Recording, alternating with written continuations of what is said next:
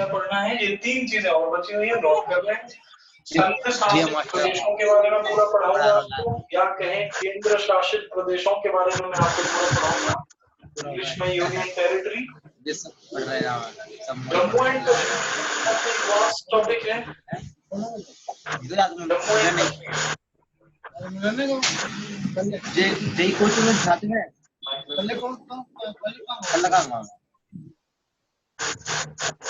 Kashmir Jammu and Kashmir. Jammu and Kashmir का पूरा एक बड़ा टॉपिक है, इसके बारे में समझाऊंगा। और फिर कुछ ऑर्गेनाइजेशन है, कुछ संस्थाएं हैं, करीब 23-24 संस्थाएं हैं पूरी, मैं आपको जिनके बारे में थोड़ा थोड़ा बताऊंगा। उनमें से कुछ मैं आपको अभी बता देता हूँ। देखिए लगभग 24-25 संस्थाएं हैं। जैसे कॉन्स्टिट्यूशनल बॉडी, जैसे अगर इसमें कुछ एग्जांपल दूं तो जैसे कॉन्स्टिट्यूशनल बॉडी के बारे में पढ़ाऊंगा। कॉन्स्टिट्यूशनल बॉडी, संवैधानिक संस्था, संवैधानिक संस्था। उसके बाद second thing statutory body, statutory body, statutory body. Statutory body मतलब समझते हैं? वैधानिक संस्था, वैधानिक संस्थाएं, वैधानिक संस्थाएं। और एक आध जैसे लिख लो तो जैसे एग्जीक्यूटिव बॉडी है, कुछ एग्जीक्यूटिव बॉडी है। एग्जीक्यूटिव बॉडी मतलब कार्यकारी संस्थाएं, कार्यकारी संस्थाएं। समझते हैं आप ये? जैसे एलजी है, कैग है ना?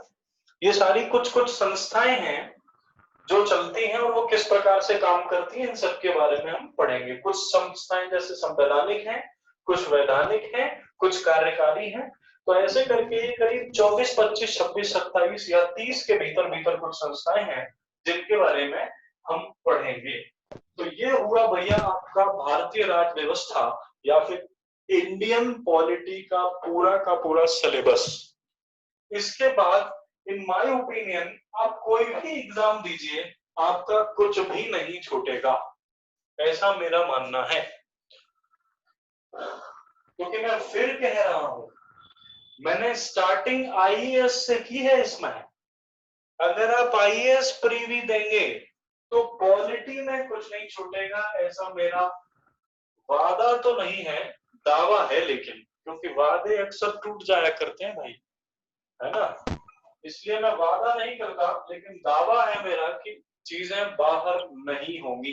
कोई भी पेपर दीजिएगा, this is the polity special batch. Okay, अगर आप थम्स अप करें तो अब मैं आगे बढ़ूं और आपको कुछ चीजें इंट्रोडक्शन के रूप में पढ़ाना शुरू करूंगा। अभी तक मैंने आपको ये पूरा लिखा दिया, जो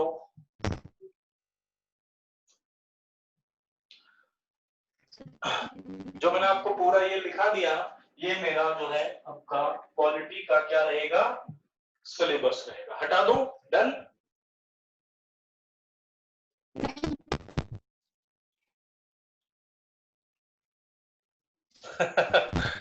मित्तल साहब कह रहे हैं ये कितने दिन में हो जाएगी? तो देखो मित्तल साहब, अगर आप इसको पढ़ोगे तो 2 घंटे की क्लास अगर रहती है डेली, मुझे लगता है ना, तो जाके ये 40 या 50 दिन में पूरी होगी 2 घंटे की क्लास में। यानी 100 घंटे की पॉलिटी है ये पूरी, अगर घंटे में नापते हो तो। ये 80 से 100 घंटे की पॉलिटी है मित्तल साहब। क्योंकि बात मैंने यहाँ किसी पुलिस के एग्जाम की या फिर किसी पीसीएस के एग्जाम की नहीं करी, मैंने स्टार्टिंग इसकी यूपीएससी के, यानी जो आपका सर्वोच्च एग्जाम माना जाता है, वहां से करी है ना? लेकिन इसके बाद इसके नोट्स क्रिएट करने के बाद, अच्छा मैं इसके प्रिंटेड नोट्स भी दूंगा भाई आपको, ठीक है? प्रिंटेड नोट्स में उतना ही होगा कि आप बिना समझे बिना पढ़े कुछ नहीं कर पाएंगे, क्योंकि वास्ट तरीके से तो मैं यहाँ पढ़ाऊंगा ही, उसमें तो इशारे हैं बस, आपको समझ नहीं आएंगे वो बिना पढ़े। हटा दो भाई सर। चलिए मैं हटा देता हूं। अब हम आते हैं चीजें पढ़ने पर, ठीक है। स्टार्ट करते हैं इंडियन पॉलिटी, भारतीय राज व्यवस्था, या फिर कहें भारतीय संविधान, ठीक है।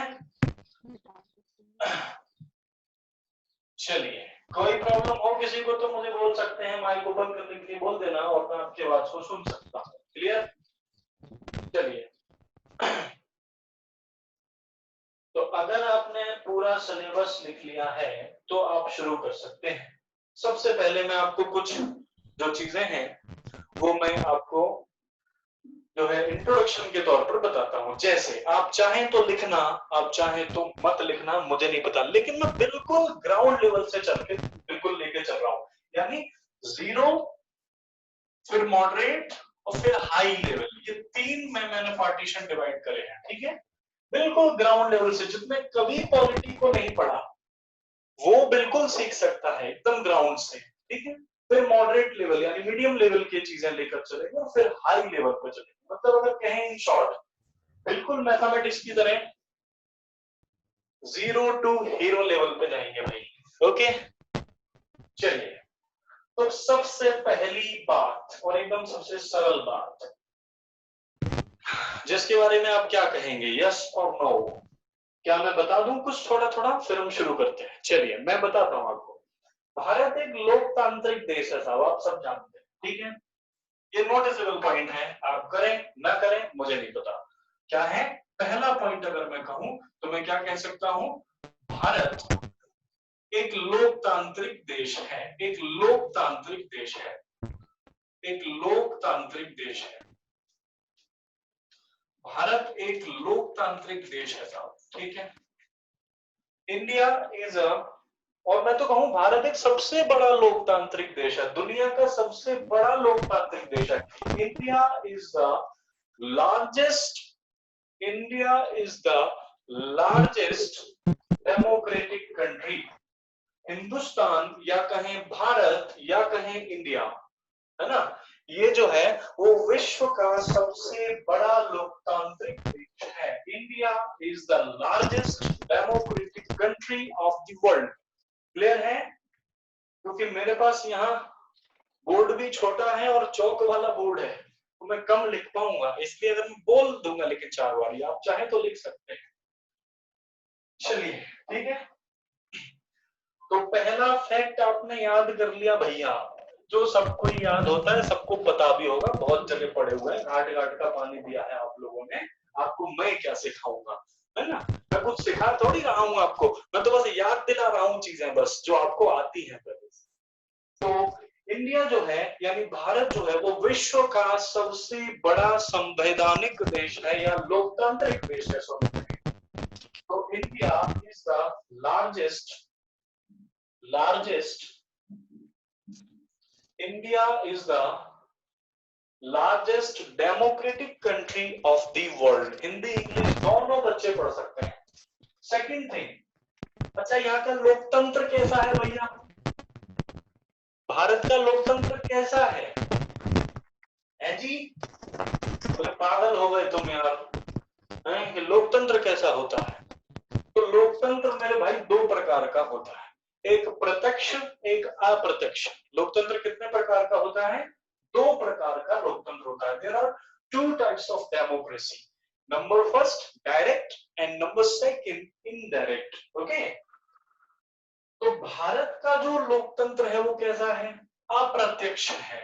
दूसरा पॉइंट जो अगर आप लिख सकते हैं तो वो लिख सकते हैं, भारत का लोकतंत्र, भारत का लोकतंत्र वो कैसा है? अप्रत्यक्ष है भाई, अप्रत्यक्ष। कैसा है? अप्रत्यक्ष है। अब क्या होता है प्रत्यक्ष और क्या होता है अप्रत्यक्ष, कुछ बता सकते हैं इस बारे में? किसी का माइक ऑन करवाऊं? जैसे अगर मैं प्रत्यक्ष की बात करूं तो आपने एक देश का नाम सुना होगा, स्विट्जरलैंड। स्विट्जरलैंड बहुत छोटा सा देश है ना।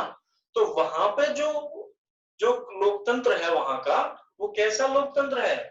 वो बहुत मतलब डायरेक्ट डेमोक्रेसी है, मतलब वहां सीधे जनता ही कानून बनाती है, ये समझिए सरल भाषा में। क्या होते हैं डायरेक्ट डेमोक्रेसी क्या होती है, प्रत्यक्ष लोकतंत्र क्या होता है। तो अगर मैं प्रत्यक्ष लोकतंत्र का एक उदाहरण आपको दूं तो विश्व में स्विट्जरलैंड जो देश है उसका जो संविधान है वो संविधान कैसा है भैया, वो प्रत्यक्ष संविधान है। कैसे? प्रत्यक्ष संविधान कौन सा होता है, ऐसा संविधान जहां कानून डायरेक्ट जनता के द्वारा बनाए जाते हैं, वो प्रत्यक्ष संविधान कहलाता है। कोई लिखने विखने के लिए ज्यादा मैं ऐसा फोर्स नहीं करूंगा, लेकिन जो आपको जरूरत लगे उतना लिख लीजिए। अगर मैं पूछूं what is the direct democracy, है ना, तो the where is law is made by the peoples of that country. एक ऐसा देश जहां कानून डायरेक्ट उसकी जनता के द्वारा बनाए जाते हैं वो कहलाता है प्रत्यक्ष। लेकिन हमारा देश चूंकि स्विट्जरलैंड जैसा नहीं है, ऐसे 50 स्विट्जरलैंड समा जाएंगे इस देश में, इसलिए यहाँ पर ये व्यवस्था सफल नहीं होगी। तो हमारे देश में जो जो डायरेक्ट प्रश्न आ सकता है भाई साहब, मध्य प्रदेश के किसी भी एग्जाम में कोई भी पूछ सकता है आपसे, ये अटवारी पटवारी घटवारी और कुछ ज्यादा आता नहीं उनमें यार, ऐसी आता है सब कुछ ना। तो अगर ये बात करें जिनको आप लोग फैक्ट कहते हैं, ये मैं आपको बताता चल रहा हूँ, ये प्रश्न बन सकते हैं कहीं, मुझे नहीं मालूम, ठीक है। तो भारत का जो लोकतंत्र है वो कैसा है, वो भारत का लोकतंत्र कैसा है साहब, यही के यही याद कर लो आप, ज्यादा कोई जरूरत नहीं है कि कल पढ़ेंगे अभी लिख लेते हैं, ऐसा नहीं है।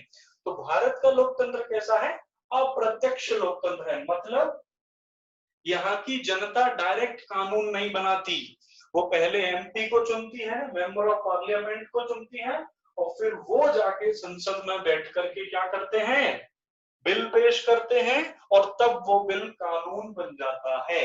तो इसका मतलब यहाँ हमारी जो जनता है वो डायरेक्ट जो है कानून नहीं बनाती। तो ये कैसा लोकतंत्र हुआ, अप्रत्यक्ष लोकतंत्र हुआ। तो दो चीजें मैंने अभी तक आपको केवल बताई हैं कि भारत दुनिया का सबसे बड़ा लोकतांत्रिक देश है, ठीक है, भारत दुनिया का सबसे बड़ा लोकतांत्रिक देश है।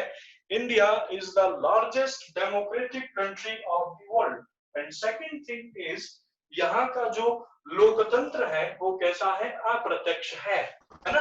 There are indirect democracy in India, there are indirect democracy in India. Bharat में अप्रत्यक्ष लोकतंत्र है, भारत में क्या है, अप्रत्यक्ष लोकतंत्र है। तीसरी बात, भारत का संविधान लिखित संविधान है साहब, आप जानते होंगे भारत का संविधान लिखित संविधान है। भारत का संविधान कैसा है, लिखित संविधान है, रिटन कॉन्स्टिट्यूशन, लिखित संविधान है, लिखित, ठीक है। भारत का संविधान जो है, और मैं तो कहूं सबसे बड़ा लिखित संविधान है ना। भारत का संविधान दुनिया का सबसे बड़ा लिखित संविधान है, दुनिया का सबसे बड़ा लिखित संविधान है। तो the constitution of India is the largest written constitution of the world. मेरी बात को समझ रहे हैं, हमारे देश का संविधान दुनिया का सबसे बड़ा लिखित संविधान है। अब यहाँ बात आती है कि भाई लिखित से क्या मतलब है। तो संविधान दो प्रकार के होते हैं, एक लिखित और एक अलिखित। अगर मैं अलिखित संविधान की बात करूं तो ब्रिटेन का संविधान जो है वो लिखित संविधान बताया जाता है। अच्छा, हालांकि अगर डेप्थ में जाए तो ये सच तो नहीं है कि ब्रिटेन का संविधान अलिखित है, लेकिन ऐसा माना जाता है। तो फैक्चुअल रूप से आप इसको कर सकते हैं, सारी परीक्षा इस बात को मानती है। और अगर लिखित संविधान की बात करें तो अमेरिका का संविधान सबसे पहले जो है, दुनिया का सबसे पहला लिखित संविधान जो था वो कौन सा था, अमेरिका का था। कहाँ का था, अमेरिका का था, ठीक है। तो अगर भारत के बारे में बात करें, चूंकि हम भारत का पढ़ रहे हैं, तो भारत का संविधान दुनिया का सबसे बड़ा लिखित संविधान है। The constitution of India, the largest written constitution of the world, ठीक है। The largest written constitution of the world. चलिए नेक्स्ट आप चलते हैं आगे।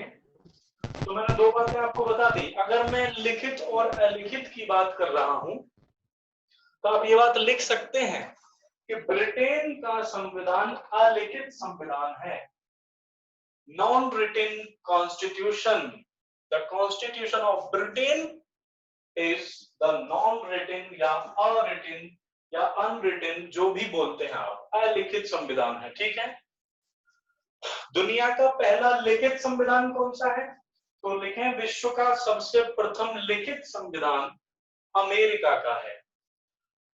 ठीक है।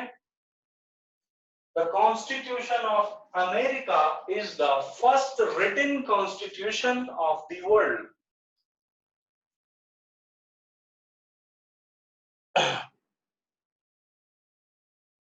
बिल्कुल, चीजें समझ में आ रही हैं या नहीं भाई? क्लियर बताइए मेरे को। एकदम सारी चीजें क्लियर हैं? इसके फीडबैक मुझे आप बाद में देना भले ही फिर। ठीक है। चलिए नेक्स्ट मैं आगे बढ़ता हूं। अगर ये चीजें हो गई हैं, मुझे डन कर दीजिए कि यहां तक कोई दिक्कत नहीं। केवल मैंने 3 बातें बताई हैं। पहली बात, भारत एक दुनिया का सबसे बड़ा लोकतांत्रिक देश है। India is the largest democratic country of the world. Second thing is, Bharat का जो लोकतंत्र है वो कैसा है? अप्रत्यक्ष लोकतंत्र है, यानी जो डेमोक्रेसी है, the democracy of India is the direct democracy. Okay, और इनडायरेक्ट डेमोक्रेसी, अप्रत्यक्ष संविधान है, इनडायरेक्ट। क्यों? क्योंकि लोकतंत्र होते हैं दो प्रकार के। एक वो जहां कानून डायरेक्ट जनता के द्वारा बनाया जाता है, जैसे मैंने आपको एक उदाहरण दिया था स्विट्जरलैंड का। स्विट्जरलैंड एक छोटा सा देश है, तो वहां पे जो है डायरेक्ट कानून कौन बनाता है? जनता बनाती है। लेकिन भारत में जो है, चूंकि बड़ा देश है, यहाँ ऐसा पॉसिबल नहीं है, तो यहाँ अप्रत्यक्ष लोकतंत्र है। दूसरा, भारत का संविधान दुनिया का सबसे बड़ा लिखित संविधान है। भारत का संविधान, एक बार डन कर दें मुझे, आप डन करते चलें जो भी बिल्कुल समझते जा रहे हैं, तो फिर मैं आगे बढ़ूं। भारत का संविधान दुनिया का सबसे लिखित संविधान, सबसे बड़ा लिखित संविधान है। The constitution of India is the largest written constitution of the world। Clear है? भारत का संविधान दुनिया का सबसे बड़ा लिखित संविधान है। क्लियर? अगर मैं दुनिया के सबसे पहले लिखित संविधान की बात करूं तो वो अमेरिका का है। The first written constitution of the world is the constitution of America, यानी दुनिया का या विश्व का प्रथम लिखित संविधान अमेरिका का संविधान है। और अलिखित की बात करूं तो, अलिखित की बात करूं तो ब्रिटेन का संविधान जो है वो अलिखित है। हालांकि अगर इसकी डेप्थ में जाओगे तो ऐसा नहीं है, मैं नहीं मानता इस बात को कि ऐसा होगा। चलिए नेक्स्ट वे में चलते हैं और अब आगे बात करते हैं थोड़ी सी। बिल्कुल चीजें बढ़िया से समझते चलें और इसके फीडबैक मुझे फिर आप ग्रुप में या फिर यहाँ भी अपने अपने तरीकों से दे सकते हैं, तो मेरा थोड़ा मनोबल बढ़ेगा, तो आगे और कोशिश करूंगा कि अच्छा कर पाऊं। चलिए तो हेडिंग बनाइए, भारत का संविधान। भारत का संविधान, भारत का संविधान, constitution of India, constitution of India, constitution of India. Please start करें। कुछ इसके बारे में पढ़ें भाई थोड़ा थोड़ा।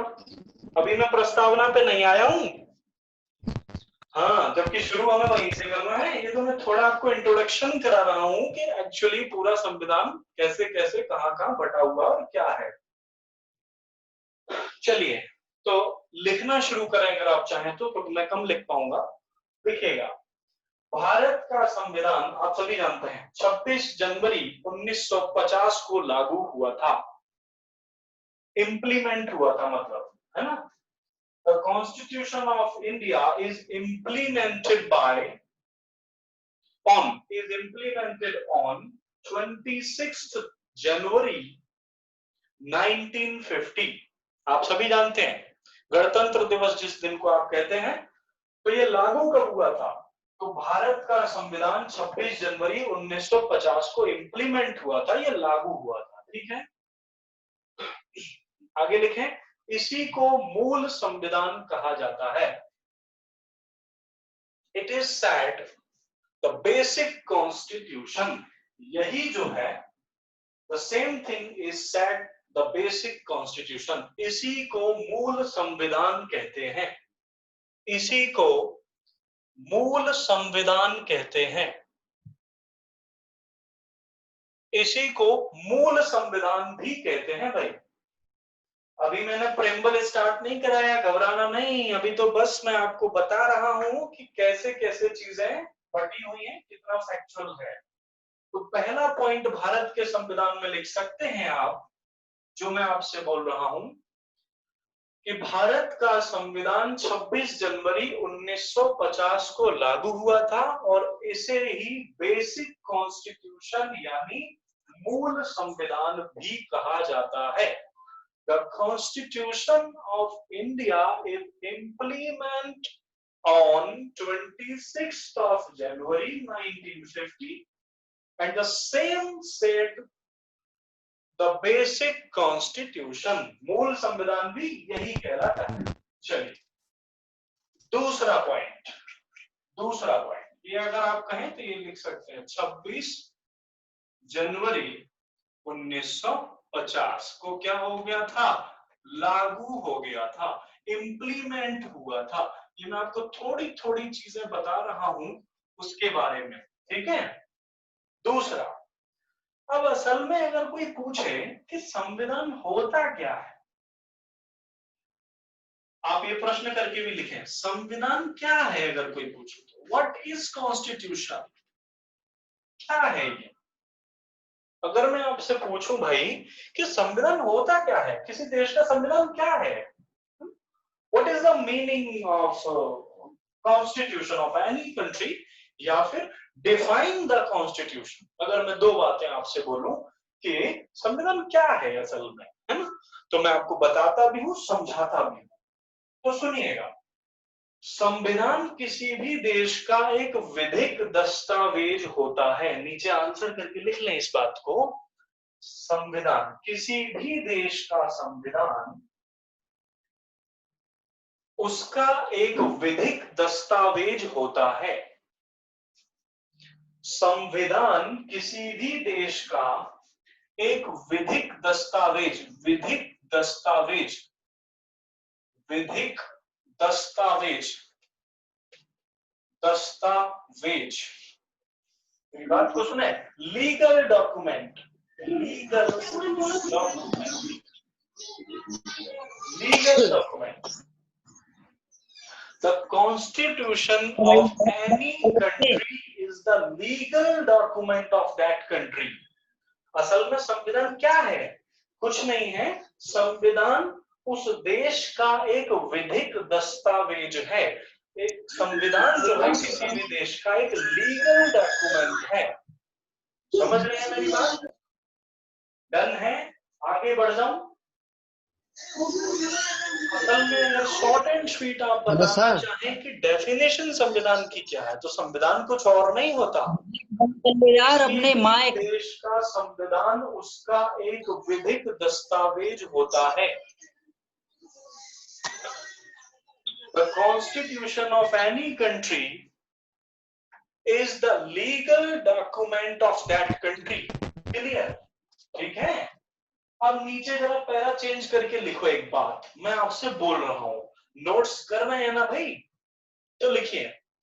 अब इस दस्तावेज में होता क्या है मैं आपको एक बार बताना चाहता हूं, आप जानकारी के लिए लिखना चाहें तो लिख सकते हैं, ना उसी स्पीड में बोल रहा हूं, मैं मानता हूं कि आप लिख रहे हैं।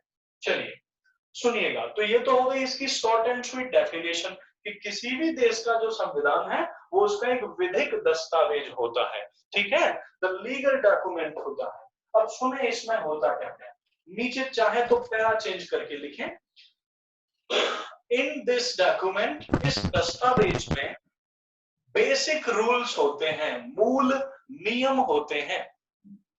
इस दस्तावेज में मूल नियम होते हैं। इस दस्तावेज में होता क्या है? इस दस्तावेज में किसी को ये गलतफहमी तो नहीं है कि इसमें कानून होते हैं? कानून नहीं होते इसमें, है ना।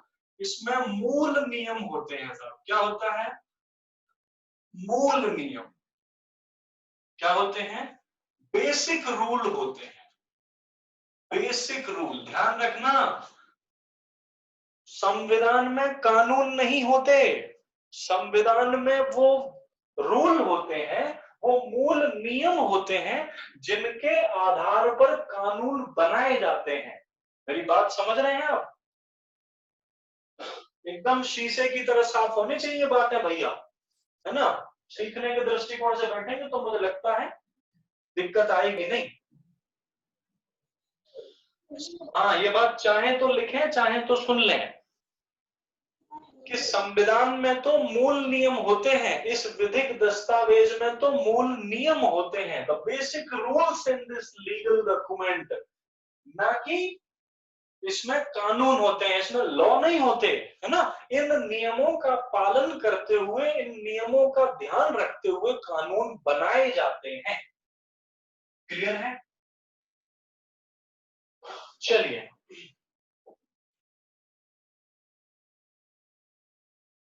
अच्छा एक और बात, जैसे अगर कोई सरकार ऐसा कोई कानून बना दे जिससे इसमें लिखे हुए मूल नियमों का पालन ना हो, समझना मेरी बात, जैसे मौलिक अधिकारों का हनन हो जाए, है ना। जैसे मान लीजिए फंडामेंटल ड्यूटीज कहें या फिर फंडामेंटल राइट्स कहें, वो मौलिक कर्तव्यों का हनन हो जाए, तो फिर उस कानून को कौन फेल करता है? किसके पास ये शक्ति होती है जिसे वो रद्द कर सकता है? बताएंगे? कोई बताएगा क्या? यदि कोई भी सरकार ऐसा कानून बना दे जिससे इस दस्तावेज में, मतलब संविधान में लिखे नियमों का यदि हनन हो जाए, तो फिर उस कानून को रद्द करने की जो शक्ति है वो सर्वोच्च न्यायालय के पास होती है, सुप्रीम कोर्ट के पास होती है। सर्वोच्च न्यायालय के पास वो शक्ति होती है कि यदि किसी भी सरकार के द्वारा ऐसा कोई भी कानून बनाया गया है कि जो उस विधिक दस्तावेज यानी संविधान में लिखे किसी भी मूल नियम के विरुद्ध जाता है, तो फिर उसको रद्द करने की जो शक्ति है, पावर है, जो उसको डिसमिस करने की या लेस्प करने की, तो वो किसमें है साहब? वो किसमें है? वो सर्वोच्च न्यायालय में ताकत होती है कि वो उस कानून को रद्द कर सकता है। क्लियर हो गई बात? डन करें तो मैं आगे बढ़ूं या कुछ दोबारा बोलना है?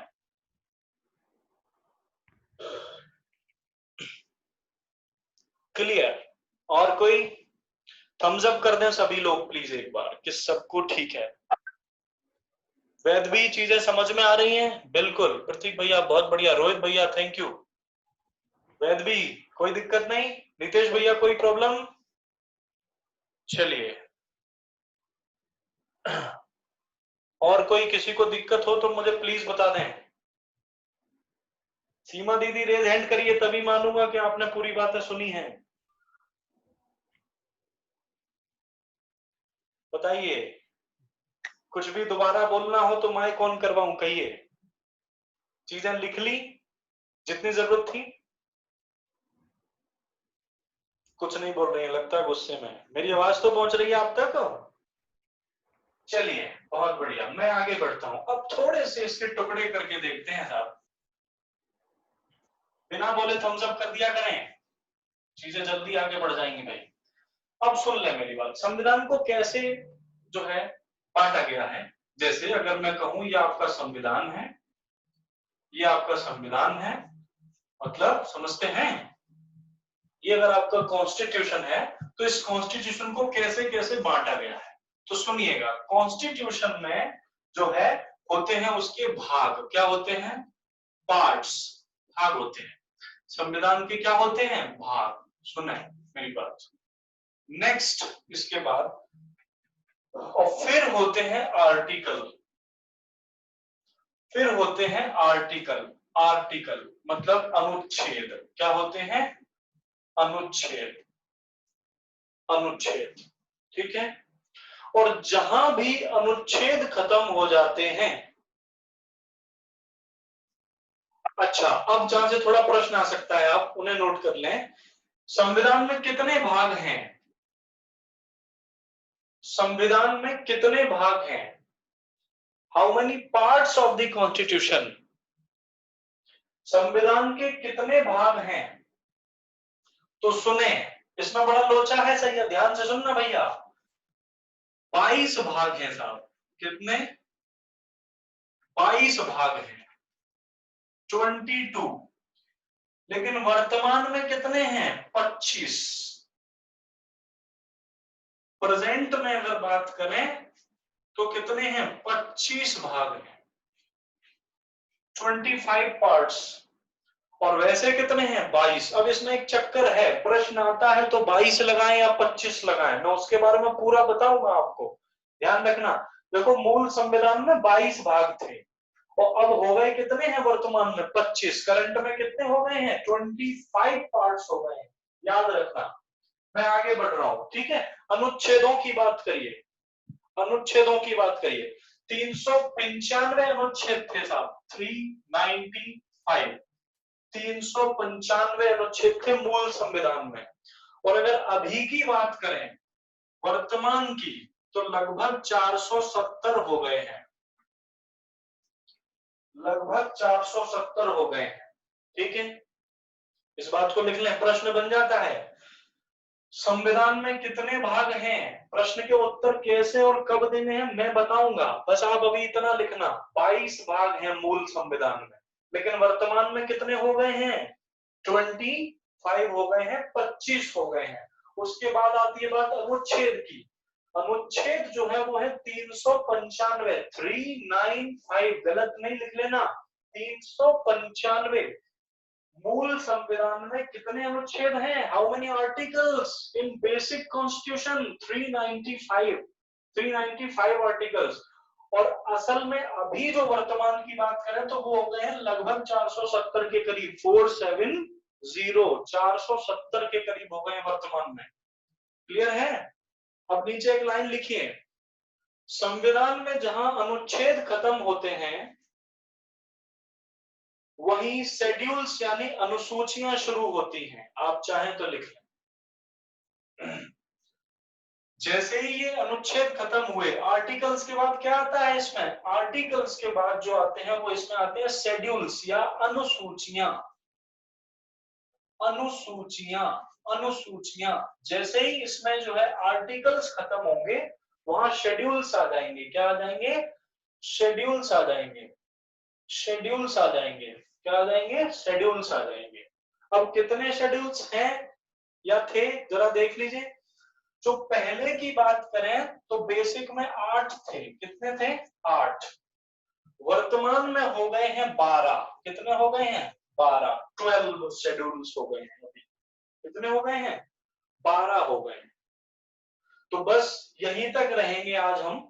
बस मैं आपको ये बता दूंगा लास्ट कि संविधान को कैसे बांटा। संविधान को बांटा पार्ट्स में यानी भाग में, संविधान के भाग।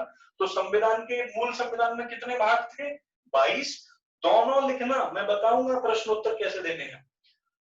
और वर्तमान में जो भाग है वो है 25, ठीक है। फिर पार्ट्स को बांटा गया, डिवाइड किया गया आर्टिकल्स में, अनुच्छेद में।